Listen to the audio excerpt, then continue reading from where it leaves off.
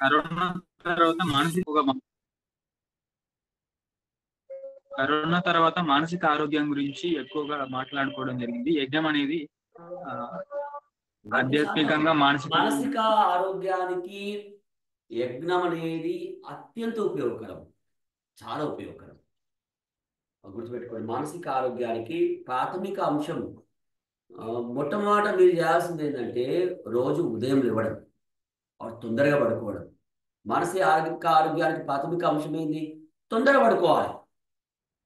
తొందరగా పడుకోవాలంటే ఏం చేయాలి? తొందరగా తినాలి. రాత్రి భోజనం మీరు సంధ్య కంటే ముందు తీసుకోవాలి. సంధ్య అంటే ఏంది? 6 తర్వాత సంధ్య అయిపోతుంది. 6 కంటే ముందే రాత్రి భోజనం తీసుకోవాలి. ఆకలి అవుతుంది, మన రాత్రి తినద్దు. అప్పుడు ఏం చెప్పండి, కావాలంటే కొద్దిగా నీళ్ళు తాగండి, ఒక బిస్కెట్ తినండి. పాలు అంటే ఏజ్ పెడితే పాలు కూడా వదిలేయండి. డ్రై ఫ్రూట్స్ తీసుకోండి, ఒక 2 డ్రై ఫ్రూట్స్, ఏంటి, బాదాం కావచ్చు, ఖజూర్ కావచ్చు, తీసుకోండి. 2 ఫ్రూట్స్, 2 ఎక్కువ తినద్దు. అర్థమవుతుందా? కానీ అన్నం తినద్దు. 6 లోపట్నే తినేసేయాలి. అవి తొందరగా పడుకోండి. నిద్ర రాకపోతే కొద్దిగా అనులోమ విలోమం చేయండి మెల్లగా. ఓం నమో భగవతే వాసుదేవాయ. ఆపండి. ఓం నమో భగవతే వాసుదేవాయ. ఓం నమో భగవతే వాసుదేవాయ.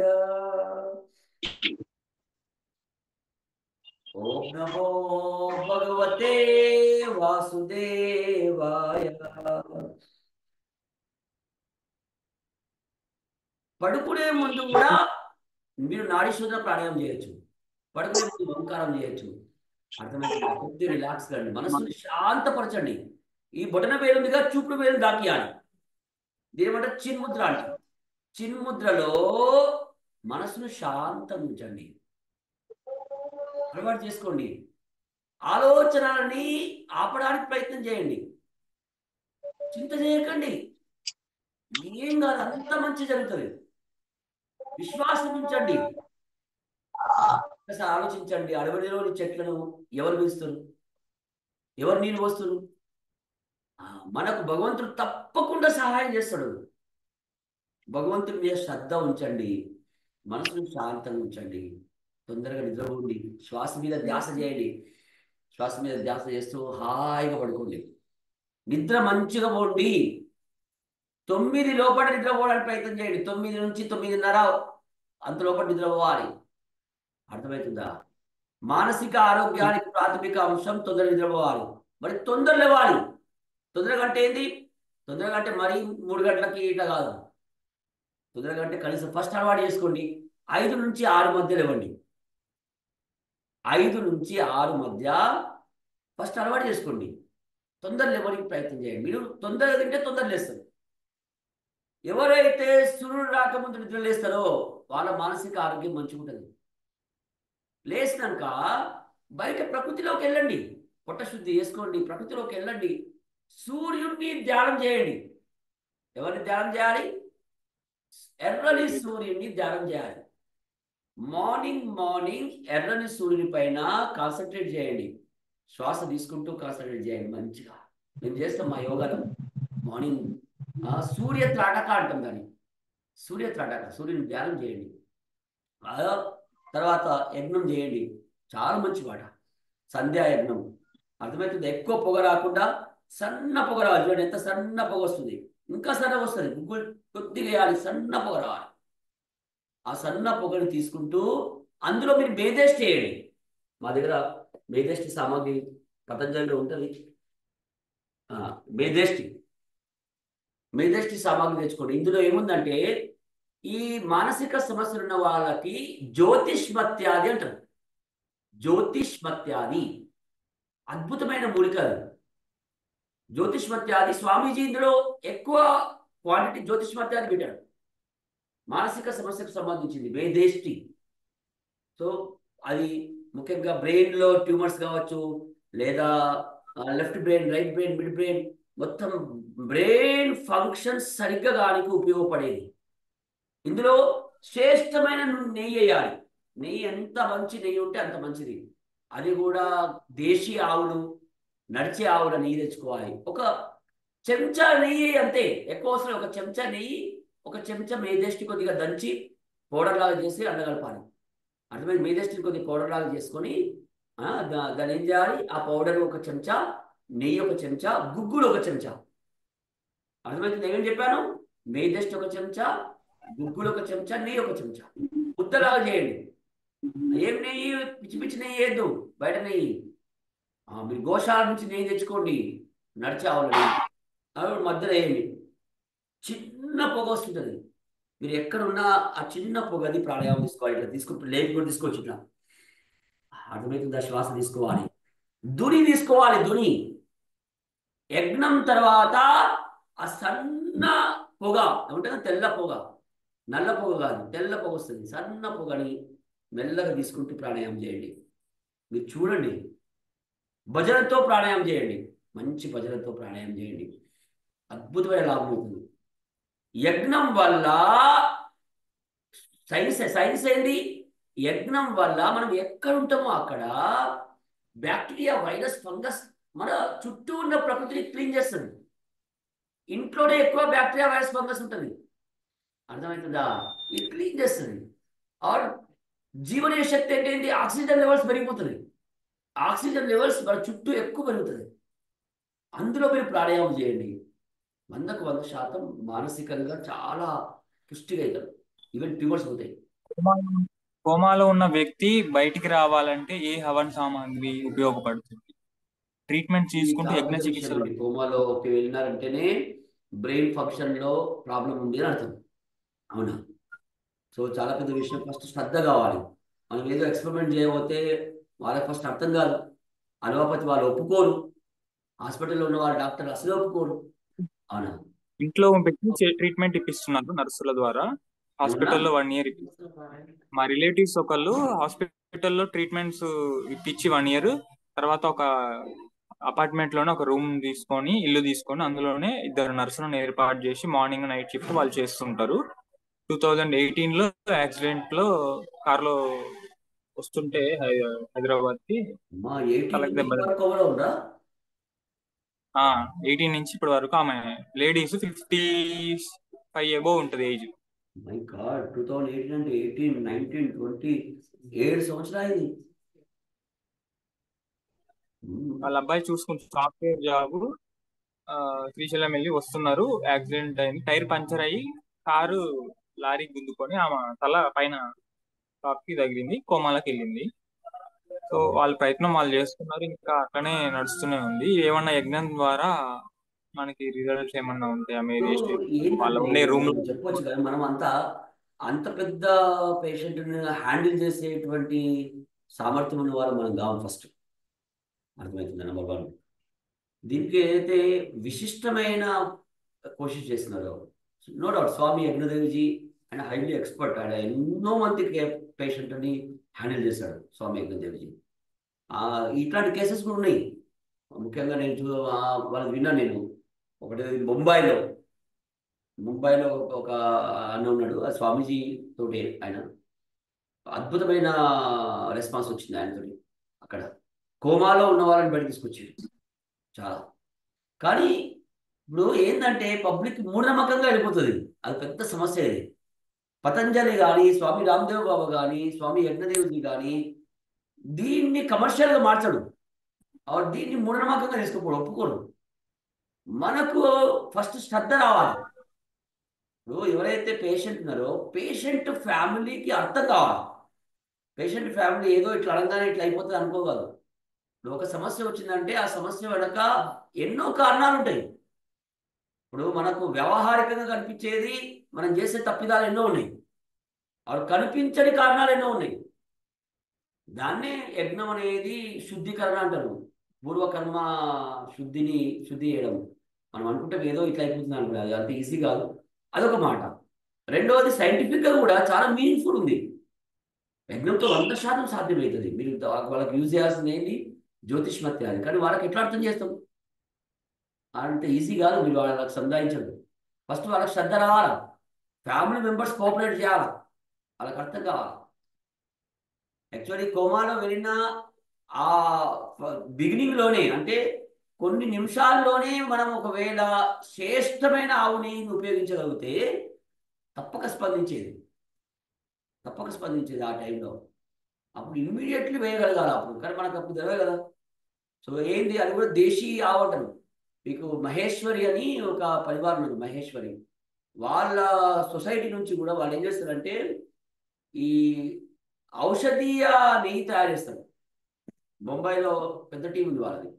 వాళ్ళు ఎంత ఇంత ఒక 5 గ్రామ్ నెయ్యి కూడా నియర్లీ ఎంత 100 రూపీస్ పడుతుంది.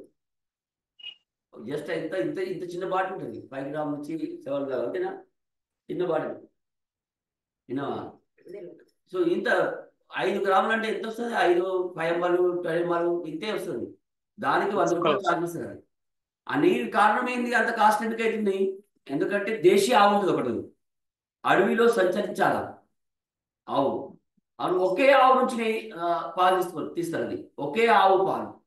సంచరించే ఆవుల యొక్క దేశీయ ఆవులు, అది గీర్ ఆవు కావచ్చు లేదా ఒంగోలు ఆవు కావచ్చు, అట్లాంటి శ్రేష్టమైన ఆవుల నెయ్యి తీస్తారు. పాలు తీసి ఆ చిలికే విధానం వేరే ఉంటుంది, చిలికే విధానము. దాంట్లో నుంచి శ్రేష్టమైన నెయ్యి తీస్తారు వాళ్ళు. ఆ నెయ్యిని వాడతారు. అంటే చెప్పబోయే మాట ఏంటంటే దేశీ ఆవు నెయ్యి చాలా శుద్ధి చేసిన నెయ్యి ముక్కులో వేస్తారు. చాలా ఇంపార్టెంట్. రోజు వేయాలి ముక్కులో, పొద్దున సాయంత్రం. ఇంట్లో ఒక 3 4 చుక్కలు, ఇంట్లో ఒక 3 4 చుక్కలు వేస్తారు. మిరాకిల్ చూస్తారు మీరు ఆవు నెయ్యి వేయడం. అర్థమవుతుందా? తర్వాత మేధేష్టి ఏదో చెప్పినా కదా ఇంతకుముందు, ఇది మేధేష్టి అంటారు. లేదా డైరెక్ట్ జ్యోతిష్మత్యాలు కూడా దొరుకుతుంది. అంటే స్వామీజీ ఇప్పుడు జ్యోతిష్మత్యాలు డైరెక్ట్ ఇస్తున్నాడు, మేధేష్టితో కనిపిస్తున్నాడు. ఇంతకుముందు జ్యోతిష్మత్యాలు వేరే ఇచ్చేవాడు. అర్థమవుతుందా? జ్యోతిష్మత్యాది యొక్క లాభం ఏంది? ఓన్లీ బ్రెయినే.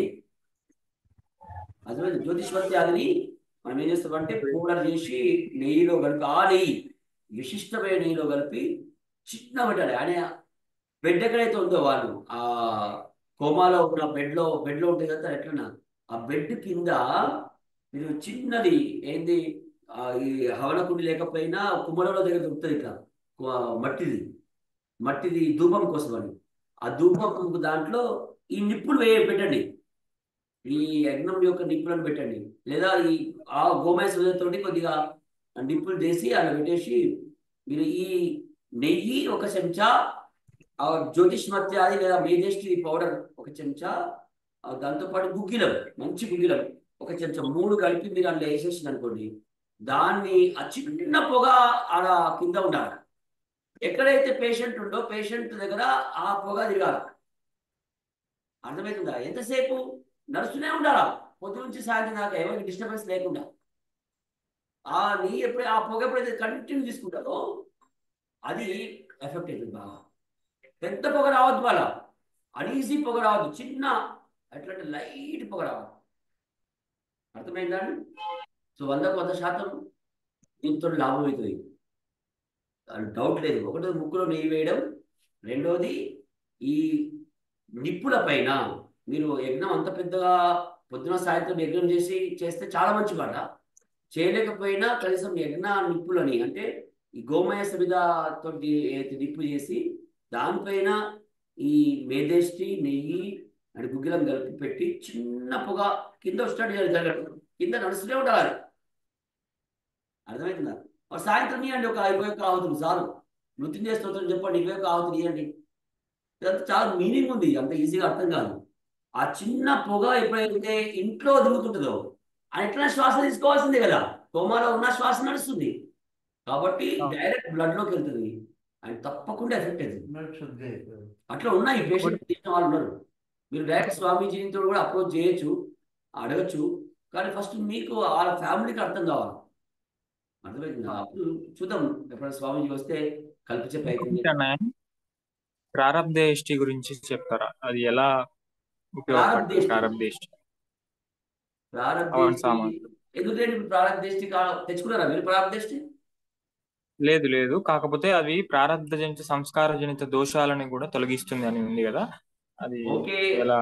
పెద్ద యజ్ఞం చేస్తున్నారు కదా, యజ్ఞం ఇట్ సెల్ఫ్ ప్రారంభమే. మీ దగ్గర ఏది అనుకూలం ఉంటే అదే సామాగ్రితో చేయండి. ప్రారంభ దృష్టి విశిష్టమైన ఒక సామాగ్రి స్వామిజీ తయారు చేసిండు, దాంట్లో ఏదైతే మహర్షి దయానంద సరస్వతి సంజాయించిండో దానికి అనుకూలమైనటువంటి విశిష్ట మూలికల్ని కలిపి చేశాడు.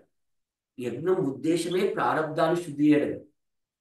స్వామీజీ చెప్పినటువంటి వాటిని ఉపయోగించింది కాబట్టి దాన్ని ప్రారంభించే అన్నాడు. అర్థమవుతుందా? ఇది అంత ఈజీగా అర్థం కాదు.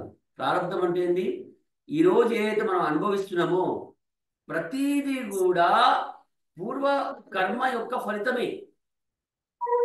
ఏది అనుభవించినా పూర్వకర్మ యొక్క ఫలితమే. అర్థమవుతుందా? సో పూర్వ కర్మలని శుద్ధి చేయగలిగినటువంటిది యజ్ఞం. ఇది అర్థం కావాలంటే టైం పడుతుంది, అంత ఈజీ కాదు. సంస్కారాలను అర్థం చేసుకుని టైం పడుతుంది. సో సామాగ్రి అన్ని కూడా అదే. ఆ సామాగ్రి విశేషం ఏంటంటే స్వామీజీ విశిష్టంగా ఒక యజ్ఞంలో ఏ ఏ మూలికలు ఉండాలో ఆ మూలికలన్నిటిని ఉపయోగించి దాన్ని తయారు చేసింది కాబట్టి దాన్ని ప్రారంభిస్తే అయింది. అర్థమైంది యజ్ఞం వల్ల సూక్ష్మ శరీరం కూడా యాక్టివేట్ అవుతుందా అన్న? గట్టిగా.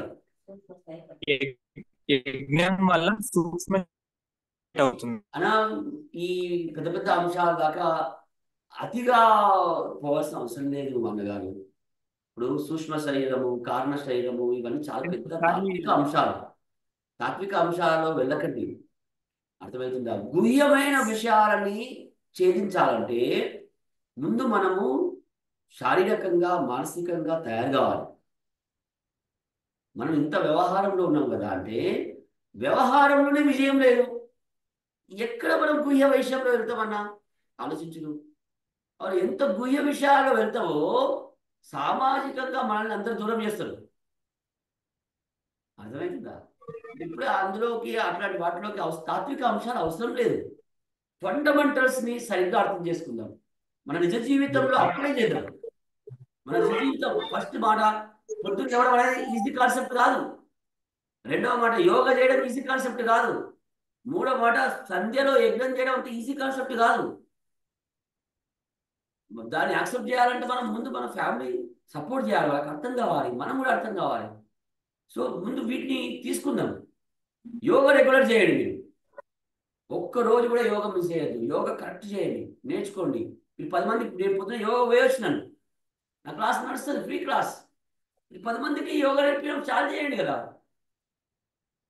10 మందికి యోగా నేర్పించండి. 10 మందిని మీరు మీ ఇంట్లో వాళ్ళు, మీ పక్క వాళ్ళు, మా ఇంట్లో మా పక్క వాళ్ళు, మా ఇంట్లో వాళ్ళని ఎంకరేజ్ చేస్తారు. నా క్లోజెస్ట్ ఫ్రెండ్స్ని ఎంకరేజ్ చేస్తారు. నన్ను ఎవరైతే ఇష్టపడతారో వాళ్ళకి తప్పకుండా రండి రండి అని చెప్తాయి యోగాకు. దాన్ని యూట్యూబ్ లైవ్ పెడతా నేను, రోజు లైవ్ పెడతా నేను యోగా. ఎవరు వింటారో, ఎవరు చూస్తారో, ఎవరు చూడారో ఏమైనా కానీ అర్థమైందా? మనస్సుకి చూడండి, ఏది అతి అయినా ప్రమాదం అన్నాం. ఏది అతి అయినా ప్రమాదం. అతి కాకండి, మనస్సుకి పరిశాన్ చేయకండి, సింపుల్ ఉంచండి, శాంతంగా ఉండండి, బిందాస్. మన చుట్టూ ఉన్న వాళ్ళని అర్థం చేసుకుందాం. మనం మన ఫ్యామిలీని అర్థం చేసుకుందాం, మన వాళ్ళని మనం ప్రేమ చేద్దాం, మన పక్క వాళ్ళని అర్థం చేసుకుందాం. ముందు వ్యవహారంలో సర్దుకుపోవడం మనకు రావాలి. ఆ తర్వాత గుహ్య విషయాలకు వెళ్దాం. తాత్విక విషయాలు, గుహ్య విషయాలు చాలా టైం పడుతుంది మీకు. అంటే నేను మీకు అంటలేదు, మీరు ఆల్రెడీ మీకు పరిచయం ఉండొచ్చు. మీరు ఆ శబ్దం మీకు ఆల్రెడీ తాత్విక టచ్ ఉంది అని అర్థం. అవునా? ఆ ప్రశ్న వేసిన అంటే మీకు తాత్విక టచ్ ఉంది. అయినప్పటికీ కూడా నేను కూడా తాత్వికంగా చాలా దాంట్లో ఇన్వాల్వ్ అయి ఉన్నాను, పోయినాను. సో నాకేమర్థమైందంటే మనకు ఇప్పుడు ఇంకా మనకు అంత సమయం రాలేదు అట్లాంటి ప్రశ్నలకు వద్దు. ఫస్ట్ చిన్న చిన్న విషయాలు, ఫస్ట్ యోగా కరెక్ట్ చేద్దాం, ఫుడ్ కరెక్ట్ చేసుకుందాం, టైమింగ్ కరెక్ట్ చేసుకుందాం, లైఫ్ స్టైల్ కరెక్ట్ చేసుకుందాం. అవునా? చెప్పండి. 2019లో నాకు స్కిన్ ప్రాబ్లం ఉన్నప్పుడు మా విలేజ్ లో టెంపుల్లో యజ్ఞం చేయమని చెప్తే చేశాను. దానివల్ల నాకు విత్ ఇన్ డేస్ లోనే నాకు సొల్యూషన్ దొరికి నేను ఎమ్మటే వెళ్ళగలిగాను అనమాట. మా రిలేటివ్స్ చెప్పారు. ఫస్ట్ అది మెయిన్ బీజం ఎక్కడ పడింది, యజ్ఞం చేయడం వల్ల నాకు ఎమ్మటే నేను అది ఐడియా, మైండ్ ఇంటలెక్ట్ సంస్కారం ఇవన్నీ మర్జ్ అయిపోయి ఎమ్మటే ఆ డెసిషన్ తీసుకోగలిగాను, ముందుకు వెళ్ళగలిగాను. యజ్ఞం వల్ల అన్ని అట్లా చాలా ఇబ్బంది పడుతున్నా. స్కిన్ ప్రాబ్లం రానికి మూల కారణం ఫస్ట్ పొట్ట శుద్ధి కావాలి అంటారు. పొట్ట శుద్ధి కాకపోతే స్కిన్ ప్రాబ్లం వచ్చి తీరుతుంది. సో అందుకోసమే కమ్సకం నేచురోపతి పోవాలి. ఒక వారం రోజులు నేచురోపతిలో ఉండాలి. ఇక్కడ మల్కంపేటలో నేచురోపతి ఉంది, నియర్ బై నేచురోపతి ఉంటుంది. పొట్టశుద్ధి కావాలి. నేచురోపతిలో ఏం చేస్తారంటే ముఖ్యంగా ఒకటోది ఫాస్టింగ్ చాలా ఇంపార్టెంట్. రెండవది ఆహారం మారుస్తారు, రసాహారము, ప్రకృతిబద్ధమైన ఆహారం. మూడవది ఎనీమా ఇస్తారు, enema, water enema. Different different medicinal enema ఉంటుంది, కానీ మనం ఎనీమా, వాటర్ ఎనీమా చాలు. నెలలో ఒకసారి ఎనీమా చేయడం. అర్థమవుతుందా? నాలుగవది మసాజ్ చేస్తారు. వీటితో ఏమవుతుందంటే డిటాక్స్ అవుతుంది బాడీ. సో ఇది చాలా మీనింగ్ఫుల్. ఫాస్టింగ్ ఉండడము, ఎనిమా చేయడము, రసాహారం తీసుకోవడము. సో పొట్ట శుద్ధి చేస్తేనే స్కిన్ ప్రాబ్లం సాల్వ్ అవుతుంది. చర్మేష్టి ఇక్కడ స్వామీజీ సామాగ్రి ఇచ్చింది, చర్మేష్టి అని. దానితో యజ్ఞం చేస్తాము. దాని దుని తీసుకుంటాం. దుని అంటే ఆ పొగ తీసుకుంటూ ప్రాణాయామం చేస్తాము.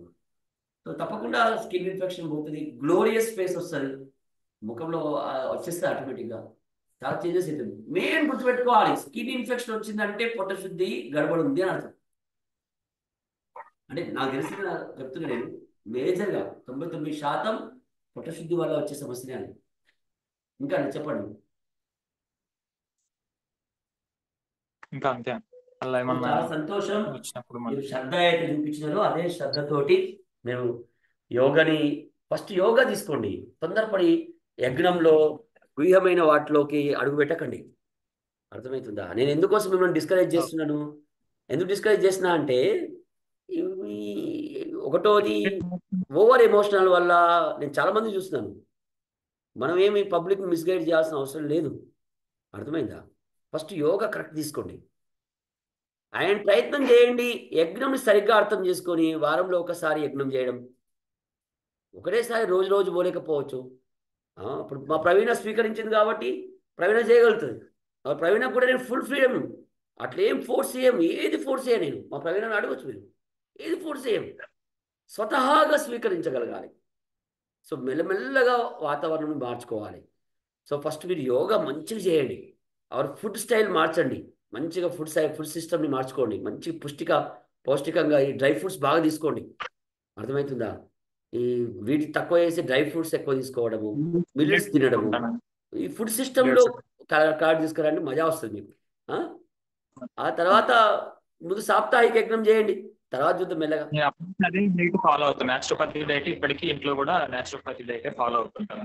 చాలా మంచి మాట, నేచురోపతి ఫాలో కండి. అప్పుడప్పుడు నేచురోపతి పోండి. ఇక్కడ దగ్గర గవర్నమెంట్ నేచురోపతి కూడా ఉంది, పెద్ద ఖర్చు కాదు. పోయి ఉండండి ఒక వారం రోజులు. సో యోగా మీద కాన్సన్ట్రేషన్ అవుతుంది కాబట్టి మీకు చాలా మంచి లాభం అవుతుంది. ఎప్పుడన్నా స్వామీజీ దగ్గర కూడా పోదు, యోగగ్రామంలో కూడా పోయి ఉండి రావచ్చు. చాలా మంచిగా అనిపిస్తుంది. అట్లేం లేదు, దాని ఖర్చు అవుతుంది మనకి, ఆయన మజా వస్తుంది. మేము పోయి వచ్చినాం, మాకు మజా వచ్చింది. అవునా? बहुत बहुत धन्यवाद. నేను పంపిస్తాను మీకు పుస్తకము, ఆ ప్రింట్ కూడా పంపిస్తాను. మీరు తొందరపడకండి, అది కూడా పంపిస్తాను నేను. మంత్రోచ్చారణ కూడా పంపిస్తాను నేను.